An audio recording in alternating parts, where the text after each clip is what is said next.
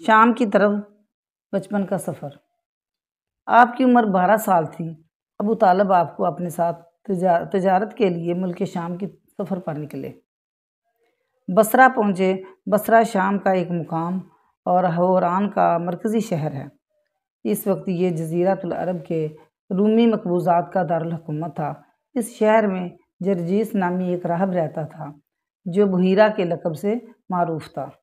جب قافلے نے وہاں پڑاؤ ڈالا تو یہ راہب اپنے گرجے سے نکل کر قافلے کے اندر آیا اور اس کی میزبانی کی، حالانکہ اس سے پہلے وہ کبھی نہیں نکلا تھا۔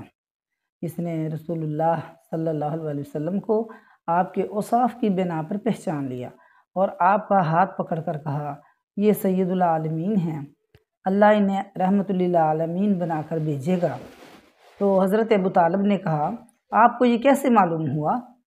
اس نے کہا، تم لوگ جب گھاٹی کے اس جانب سے نمودار ہوئے تو کوئی بھی درخت یا پتھر ایسا نہیں تھا جو سجدہ کے لیے جھکنا گیا ہو، اور یہ چیزیں نبی کے علاوہ کسی اور انسان کو سجدہ نہیں کرتی۔ پھر میں نے انہیں مہر نبوت سے پہچانتا ہوں جو کندھے کے نیچے نرم ہڈی کے پاس سیب کی طرح ہے، اور ہم انہیں اپنی کتابوں میں بھی پاتے ہیں،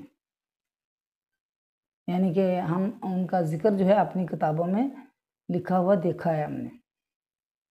اس کے بعد بحیرہ نے حضرت ابو طالب سے کہا کہ انہیں واپس کر دو اور ملک شام نہ لے جاؤ کیونکہ یہود سے خطرہ ہے۔ اس پر حضرت ابو طالب نے بعض غلاموں کے ساتھ آپ کو مکہ واپس بھیج دیا۔